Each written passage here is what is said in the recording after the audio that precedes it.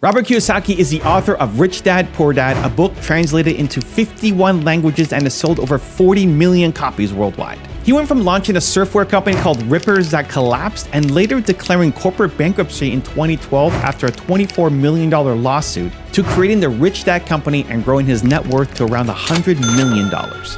Need motivation? What's the top 10 with Believe Nation? If you've been here before, drop a hashtag Believe in the comments below so I can feature you here in a future video. And if you're new, welcome to Believe Nation, the only channel that helps you believe in yourself daily, one video at a time.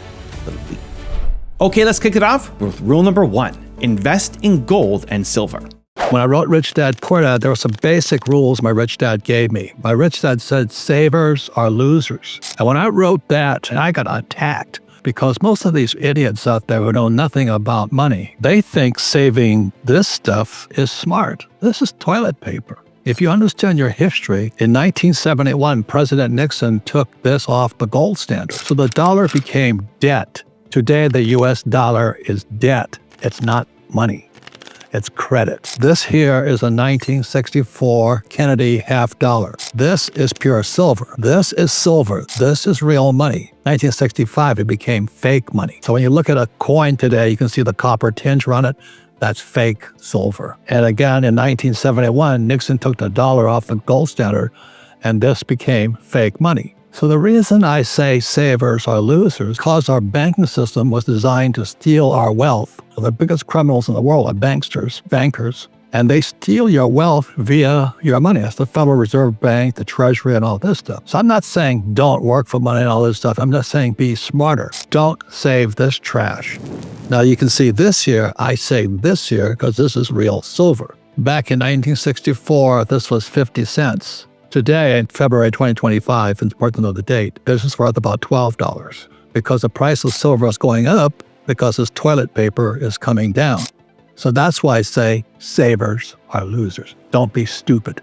And the reason I recommend Bitcoin, now Bitcoin has its own challenges, but at least Bitcoin by design was designed to go up.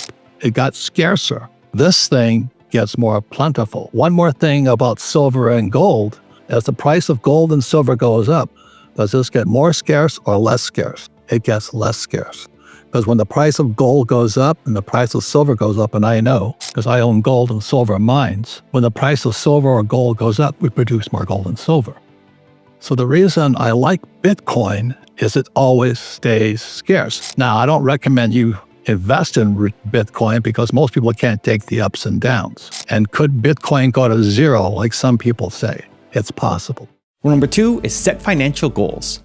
One of the biggest mistakes that people or couples make when they get married, I don't care if, boy marrying boy or girl marrying girl or tranny versus tranny, that's not none of my business. But let's say you get into a committed relationship, a lot of times people don't have what they call financial goals. They want to get rich, I want a safe, secure job. But when I met Kim, I didn't want to be like my mom and dad. And they worked hard all their lives because they're good, hardworking, highly educated, poor people. Dad was a school teacher, mom was a nurse. Kim's father was a printer, he worked for a newspaper. Her mom was a stay-at-home mom, but they worked all their lives. When I met Kim, I went, let's not do that. Let's set a goal to retire in 10 years. So when we got married, we had a goal to get married in 10 years. Now the thing about it is this, it's more than just a goal, it's how. And as I've said in many of my other videos, is that what makes you rich is not money, but skills. You have to have skills. So when I left the Marine Corps where I was a pilot and I flew, my wings here, to be a pilot, you have to fly. So to be an entrepreneur, you have to sell. So as I was getting out of the Marine Corps, my rich dad says, you, number one, have to learn how to sell. So I left the Marine Corps, I got a job at Xerox, and I hated it. I hated selling. But for 4 years, I struggled, and I had to stay there until I became number one. So every day I practiced selling. At night, I would go and dial for dollars at a nonprofit, dialing for dollars. I was always practicing selling, raising money. Number one skill of an entrepreneur. The reason so many people are poor is they can't raise money. I mean, it's obvious, isn't it? They can get a credit card, but they can't raise $1 million. So if you can't raise $1 million, you don't have the skills. The second thing is your education. And so the way Kim and I are going to do it, because I was already practicing it, as my rich dad said, you have to understand real estate. because real estate is the basis of wealth. And it's not so much real estate, it's debt. So when I was getting this before I met Kim, when I was getting out of the Marine Corps, I was like 26 years old. I had to take real estate courses to learn how to raise money and use debt. So I go to a banker and I borrow money. So the reason Kim and I could retire in 10 years was even before that, I'd already listened to my rich dad about, can I sell, which I could? Can I raise capital, which I could? And can I raise debt to buy real estate, which I could? So Kim and I just bought real estate. The average person cannot go out there and buy it. They don't have the skill set. So let me say it again, it's skills and practice and experience and education that make you rich, not your college education. So when Kim and I said we're going to set a goal to be rich in 10 years, that's how we did. Rule number 3 is focus on the assets. When I was leaving school, I was go to school, get a job, work hard, save money, buy a house because your house is an asset, get out of debt, and invest in the stock market. I don't do any of that stuff. That's for suckers. I would never do that. So the reason working hard doesn't work is because this is called a financial statement. This comes from my cash flow board game. And I have a little video that says, why games are the best teachers. You really want to learn about business, this is your financial statement. In real life, when I talk to my banker, this is what my banker wants to see. My banker doesn't want to see my grade card. My banker doesn't want to see what college I went to or my GPA. This is what my banker wants to see. So when they say work hard, well, here it is. This is poor dad here. You work really, really hard. What's your first line of expense? Taxes. So the reason I don't work for money is because I'll pay taxes. You want to pay taxes? Up to you. But taxes come from Marxism. Karl Marx said, a graduated income tax is essential for the spread of communism. So the people that pay taxes here are communists, and the capitalists don't pay this tax. Like if you watch Donald Trump, Hillary Clinton accuses he didn't pay any federal income tax. And Trump says, that makes me smart. Hillary is an attorney. She's not very smart. She may be academically smart, but this is why I don't want to pay taxes. So if you work hard here, you just pay taxes, 50% right off the top. Go to school to learn to be stupid financially, not very smart. So my rich dad taught me to focus here. This is the balance sheet. You have to have income statement, balance sheet, statement of cash flow. This is what the cash flow game teaches you. So when I was a young man, I was taught to focus here on assets. So that's why when I left the Marine Corps in 1974, my rich dad said I had to learn how to sell and I had to learn real estate because real estate is based on debt. So I can get really quickly because I'm using debt to get rich to buy assets. So debt is a liability. Like Kenny McElroy and I, we buy a apartment house, the asset, and that provides cash flow, but we don't pay tax. The income comes like this. If you get a job, your first line of expense is tax. That's why I don't work hard for money. But of course, if you want to me, it's stupid. But most smart people work hard for money, like doctors and lawyers. As I said earlier, doctors and lawyers pay the highest taxes. Good. That's the way it should be. But the capitalists down here make a lot of money and pay little taxes. So that's why you want to play cash flow, so you get your mind shifted down here. But if you go to school, you're shifted up here. And this is the key to the whole thing. It's called a statement of cash flow. Cash flow are the two most important words in business. The reason most people are poor is more cash is flowing out than flowing in. If you focus here, you focus on cash coming in and staying in. Rule number 4 is create cash flow. One of the main reasons, if you read Rich Dad, Poor Dad, this is trash. This is the money. And the people that work for this go broke. They're the poorest people on earth. They spend their whole life chasing these things. What Rich Dad's about is this is called cash flow. So the trick is, how do you not work for this, but get lots of cash flow or income? This is trash. This is paper. The trick is that since 1964, I started studying money. And I just don't trust my government. That's the main reason. But in 1971, Nixon took the dollar off the gold standard, and I was in Vietnam when I was flying for the U.S. Marine Corps at the time. And I realized my government was screwing us. This is trash because I don't care if it's dollar, yen, euro, pesos, yuan. It's fake money. And the poorest people on earth always are going after this stuff versus cash flow. And that's all Rich Dad Poor Dad was about, is how do you get cash flowing in more and more and more. So like this morning, my dear friend Ken McElroy calls up and he says, I need $100,000. Done. Do I have $100,000 on hand? No. But I know how to get it. So that's where it starts. Number one is what happens to most people is they say, I can't afford it. You could be highly educated, they still say, I can't afford it. My poor dad said it all the time, I can't afford it. It got made of money. So that's where it all starts. And then the second thing is then they don't get educated. You know, my poor dad had a PhD, which stands for poor, helpless, and desperate in education, but he never did anything about money. Whereas my rich dad, who's my best friend's father, taught his son and me about money playing Monopoly. And that's education. The word education comes from the words educe. Educe means to draw out. When I played Monopoly as a kid, it drew out the rich person in me. Whereas I went to school, and what they pounded in me was the poor person. You got to get a job. You got to get a job. You got to work for money. You got to save money. And you got to invest in the stock market and all this stuff. That's why people are poor. They listen to poor people. So those are some of the basic fundamentals. But let me say it again. This is trash. All over the world in 1971, this became trash. And the trick with Rich Dad, Poor Dad was how do you get cash flow or income? So as I started off to say, Kenny calls up, he needs $100,000. Otherwise, I can't invest with it. I don't have $100,000 sitting around, but I know how to get it. That's the difference. I never say I can't afford it because that's what poor people say. You want to be poor? Just keep saying, just be my poor dad. If you want to take real action after this video, I made a free worksheet just for you. It covers the top lessons from today, gives you space to write your biggest takeaways, and helps you build a simple action plan. It's 100% free. Just click the link in the description to go grab it. Let's start building real momentum in your life and business. I'll see you there. Rule number 5 is learn from your mistakes.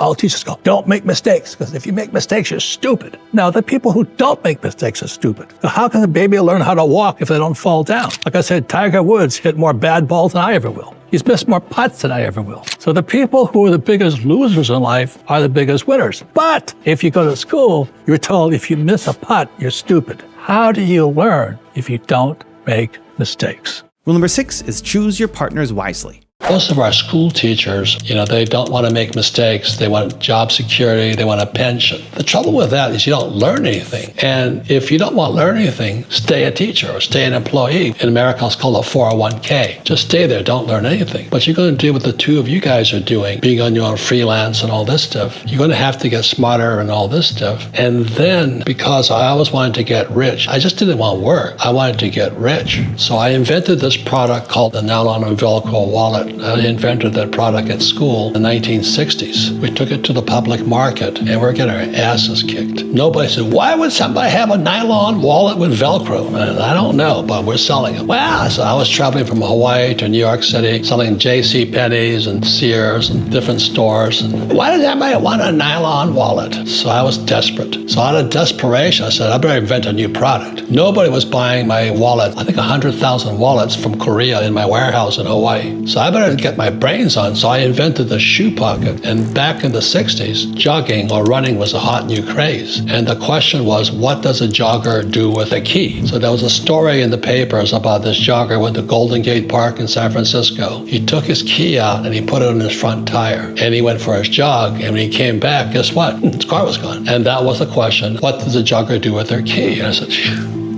So because I studied quasi-engineering at the academy, Kings Point, I designed a little thing, a hook and like this, so went on the shoe, laces of your shoe. So I designed the shoe pocket. And I went out, and guess what? I thought they're going to open with open arms. Oh, your wallet sucked, but we love your shoe pocket. No, they hated my shoe pocket too. So I spent all this money going to all these trade shows, borrowing money. I was now $200,000 in debt, borrowing money to keep alive, sold some samples from Hawaii, and we're going to these trade shows, like the sporting goods shows. Nobody would buy my wallet. So I was like, holy mackerel. So out of desperation, I'm going to buy a 4-color full page. You guys, it's so different. The world's different now. But to get a 4-color picture thing in the magazine, it was like a 4-month lead period and all this. I needed some more money. So my partners and I said, where do we get this money from? One guy's name was John. One guy's name was Stanley, my partners. And I said, well, your father has a house. Poor dad. So I went to see Rich Dad first. I went to see Rich Dad first. He told me, get out. He says, those aren't partners partners are losers or thieves. You're hanging out with crooks. Rich Dad just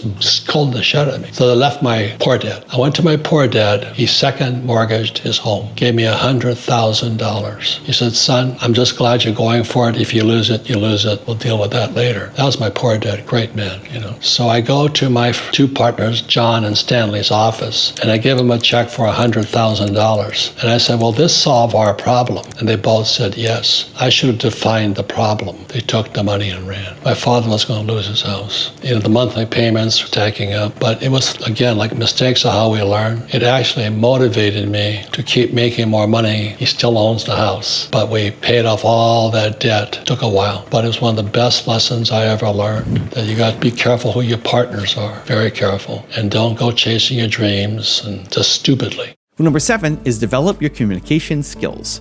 If you want to be an entrepreneur, you've got to study with Chris Voss. I mean, the number one skill of an entrepreneur is communication. You can call it negotiation, you can call it sales, you can call it whatever you want. But as my friend Blair Singer says to me all the time, he says, sales equals income. Do you know? And when I find somebody who can't sell, it's their income is low, or vice versa. But more than that,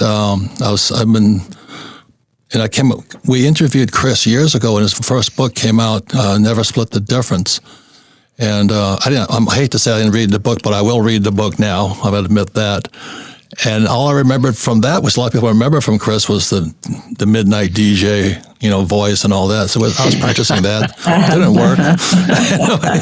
But what really worked, Chris, I'm going to surprise Kim on this because, about 3 or 4 years ago, Kim says, I'm out of here. I don't want to be married to you anymore. And I went, ¿Qué pasa? What did I do wrong?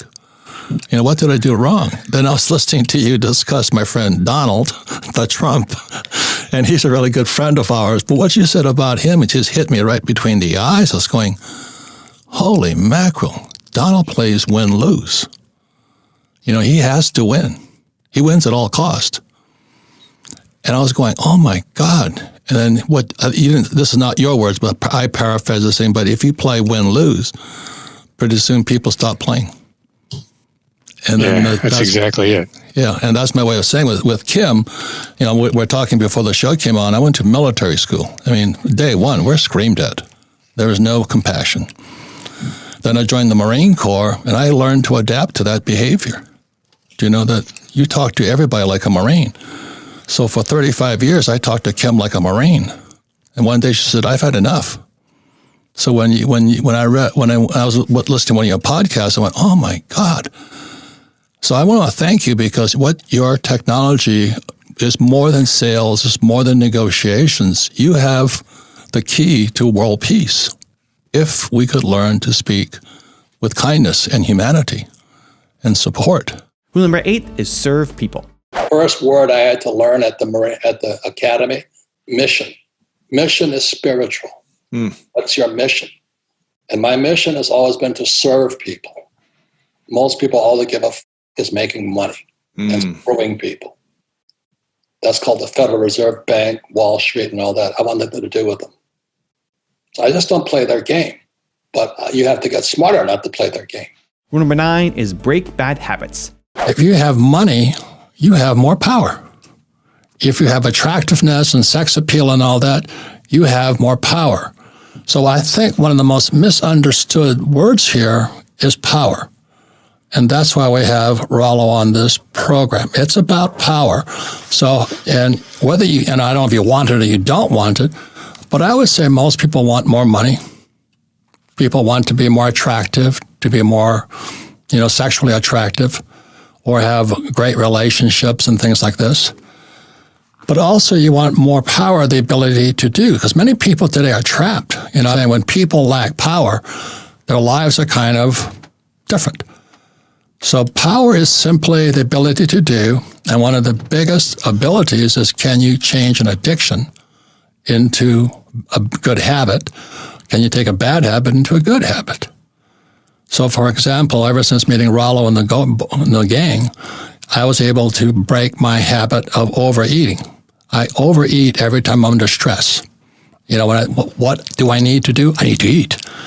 And thanks to Dr. Nicole Srednicki, an ultra-healthy human, The encouragement of Rich and Rollo, I've been able to get my body back down to Marine Corps weight, and I'm 74. So I have the body of a 25-year-old now when I was in the Marine Corps. But I had to get over the addiction of eating. And that was tough. Thank God I didn't drink that much or smoke. But that's power. And rule number 10, the last one before a very special bonus clip, is question everything. I think most of your viewers out there is sitting inside their head are the words from their mother and father. Go to school, get a job, pay taxes, save money, buy a house because it's an asset, get out of debt, and invest in the stock market. That creates poor people. It's a hypnosis train going through your brain. So when people say, how do I change my life? Well, you change those words. I wouldn't go to school because you learn nothing about money in school. I wouldn't get a job because if I have a job, I'm an employee. And then I'd pay taxes. And I don't pay taxes. And I don't save money. And I use debt to get rich. And I don't invest in the stock market. That's why I'm rich.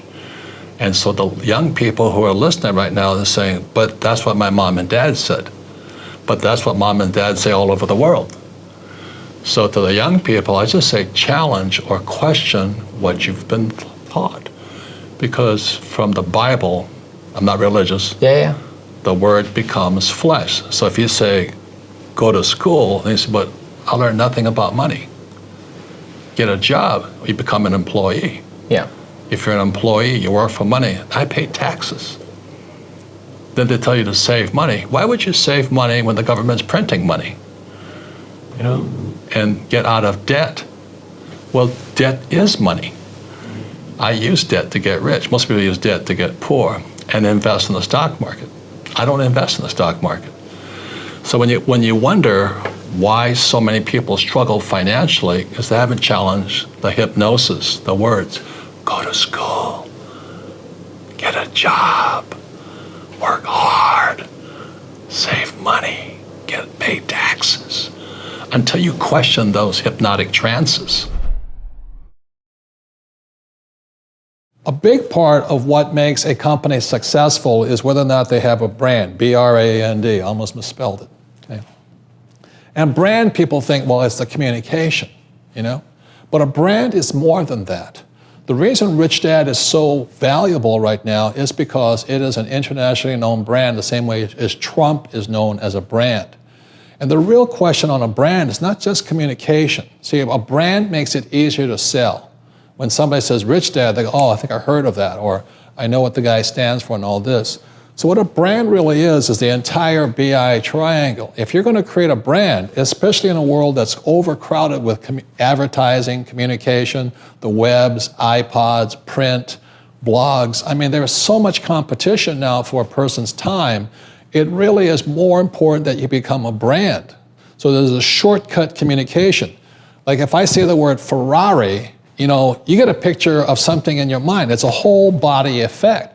But if I said Hyundai or Kia, car, they're probably just as good a car, but you get a whole different emotional effect just by the brand name.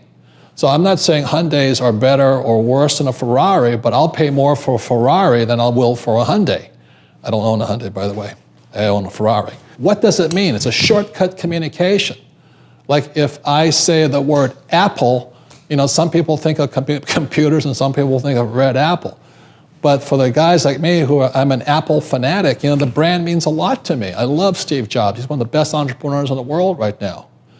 And if I say the word Marine Corps is a brand. It communicates everything, the mission, the team, the leadership, the style, the message. The Marines have a saying, we're only looking for a few good men and women. That means we just don't want to be like the Army. We have to position ourselves away from the Army, the Air Force, and the Coast Guard, and the Navy. So brands are so vitally important as a communication tool, especially in today's over-communicated to world. There are more people competing for your customer's mind, their time. How many blogs can you read? How many magazines can you read? How many television sets can you read? How many games can you play, and all this. So today, if you're going to be an entrepreneur, it becomes more and more important that you become a brand. And congratulations, you're one video closer to who you're meant to be. Believe.